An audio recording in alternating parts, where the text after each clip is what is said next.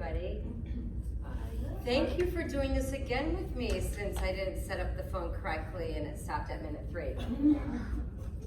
And this is going to be fun for the second time. I appreciate you all being here, and we're going to talk about prana. And prana is our fundamental source of life. There are 4 dimensions of prana. So when we think of prana and we think of sources of life, what sources, there's 4 of them, or dimensions, would you think would be our prana? The physical? Physical, right? So what are some examples of physical when we think of fundamental sources of life?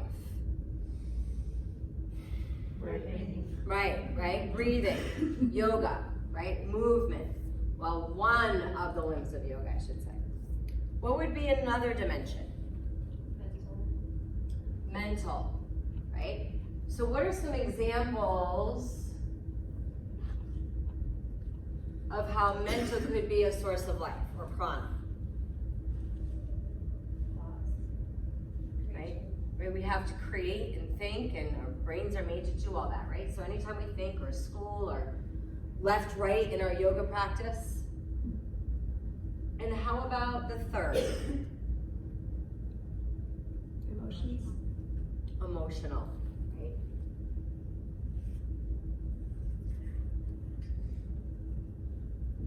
And why or how are emotions a fundamental source of life?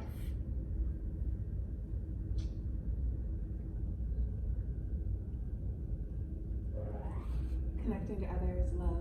Yeah, right? I mean, connecting to people, being able to understand different emotions and share them and experience them. Very important source of life. And what's our third, when we think about kind of bringing it all together, what would be the 4th dimension? Spiritual. Our spiritual connections, right? Our source of life, our spirituality. And yoga teachers, when we think about our yoga practice, which dimensions of prana do we work on in yoga? All of them. Right. It's pretty awesome, isn't it? Now there's 4 ways that we can measure, like there's markers used to measure these dimensions, like how we can measure ourselves physically, mentally, emotionally, and spiritually. Some of them are easier to guess than others, but we'll figure them out together. What do you think would be some things that we can do to measure? When you think of physical, how could we measure that? How strong we are. Right, how strong we are, right? Now, could we measure our mental strength? Yes. Right? What does meditation do for our mental strength?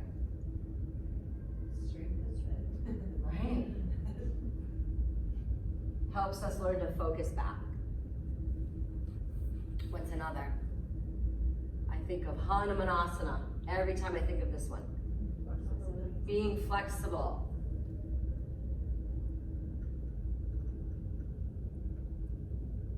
And what would it mean to be like emotionally flexible? Like how would we measure that strength? Emotionally flexible. Yeah. Mental resilience. Right? Like being like, oh my gosh, that just really made me mad. Okay, why did that make me mad? Oh, well, because he cut me off. Or maybe he was having a bad day. Like you're reasoning with, you can bring yourself back, like you can bounce back, right? So you have this emotional flexibility. Versus there are some people, I don't really know any engineers or anything that might hang on to stuff like that for a long time. And then the other 2 words are interesting and powerful at the same time. The next one is stamina. When you think of stamina, what do you think of? Endurance. Right? There's a book they spoke about in Prana about marathon runners and how really life should become these sprints and not a marathon. And all these top marathon runners at the top 10 were always from Africa. So when they studied them, it It's like everyone in America would train for marathons by timing. Oh, you need to be at this mile mark and this. But in Africa, they train by listening to their bodies. So if they have the energy, they run fast. When they get tired, they go slow, kind of like Forrest Gump, you know? And that's how they train, by listening to their bodies. So which kind of goes into our next topic, which we'll talk about in a second. And then the next one, and I think it was mentioned, and I think of kids with this word, maybe because as a counselor, we used to talk about how kids are resilient through challenges, right? So what, you mentioned resiliency, right? What does that mean to you? Another word that came to mind was rebound. The ability to bounce back. Yeah. No matter how many times we go there, it's how long we stay there. That changes with, the practice. It's so true, Cammie. That's why we keep practicing, right?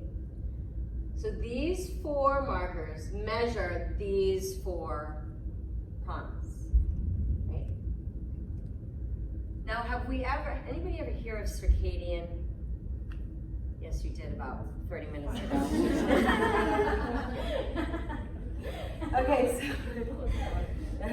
the circadian is like this 24-hour cycle, this natural cycle. So let's think about our natural cycle. Still looking good? Julie's gonna check. Okay, so our natural cycle. Let's think about starting our day. So what do we first do? Wake up. We wake up, okay? So when we naturally wake up and then we go through, and then what happens around 2, 3 o'clock? We get a little tired, right? And if we don't get our nap, if we're avoiding our natural circadian rhythm, right? Our natural 24-hour rhythm, when we ignore it, what kinds of things happen to our body? What happens? Whether we're adults or kids. Get tired. We get tired, moody, grumpy. Irritated, I would say. Mm-hmm. Yes. I think Johnny was mentioning like his kids, like every time his kid would act up, it would be around 2, 3 o'clock in the afternoon, right? Nap time, right? When we think about other cultures, like when I would travel to Europe, how they got to take naps all the time, siestas. So, what else do we do? Drink. What do we drink when we're exhausted? Mm-hmm. Or any kind of Red Bulls, like the 5 hours, like any kind of stimulants. And then it gets to nighttime and we're like, because we've been going all day, we're like doing this marathon, we're not napping, we're like go, go, go, go, go, go, go, and then it gets to nighttime and our body is all whacked out. So what do we do to help us go to sleep? Because we're not in our natural cycle. Take a Right? We do the opposite stuff, right? We take things to chill us out, right? So when we go with our natural rhythm, we can do less of that stuff, right? You don't have to force things, they become more natural. Then we have this ultradian rhythm. That's like a 90 to 120 minute rhythm. Like you'll notice people like, I'm gonna say it so it might happen, we tend to yawn or need like that, every 90 to 120 minutes. I once heard that we should sleep for 90-minute cycles, like if you can only sleep for a little bit of time, sleep for 90 minutes or 3 hours or 4.5. So there might be something to this ultradian rhythm. Then there's this 7-day ultradian rhythm. Where have we heard of that kind of rhythm before? 7 days. Like what do we think of? 7-day rhythm. So, yeah, the weeks of the days, and one of them is for rest or. Right. Yeah. So in Ashtanga, there's a day of rest, which is usually Saturday. And on that day, they use oil to massage themselves. Like you're really resting your body, healing your body. We have our day of our day of rest of the week.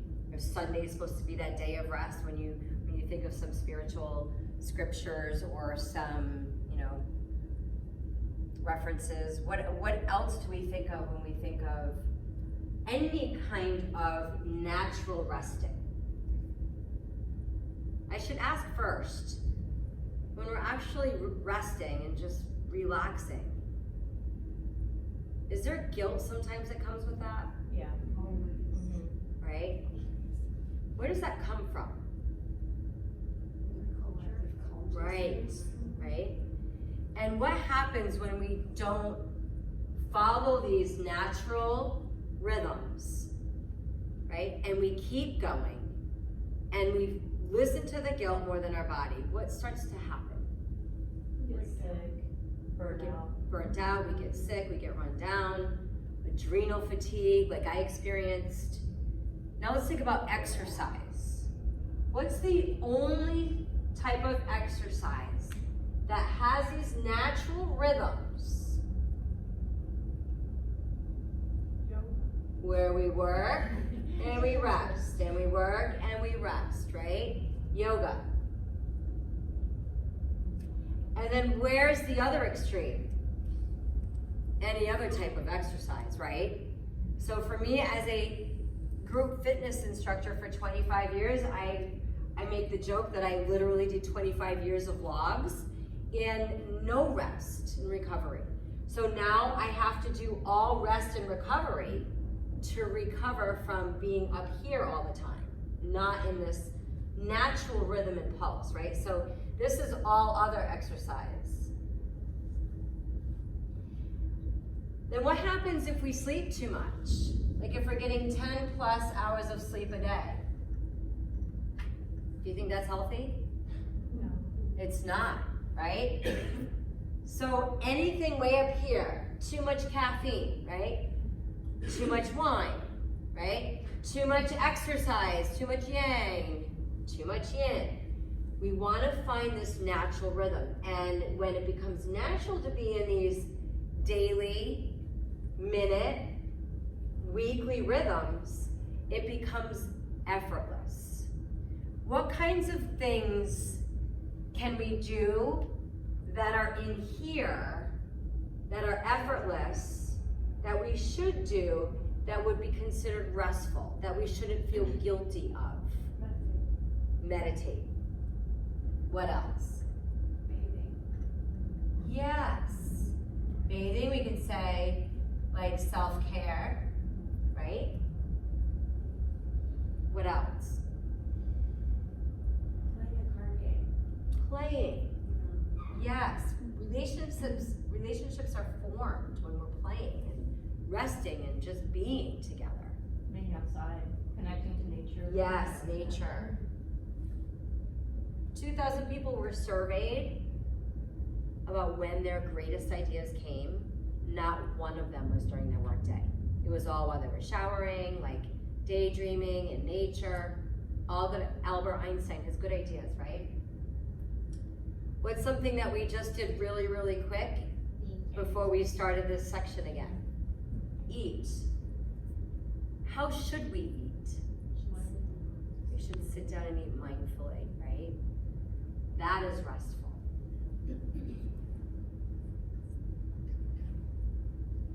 So all of these things keep us in this natural rhythm and pulse, in these natural rhythms, which build strength in our prana.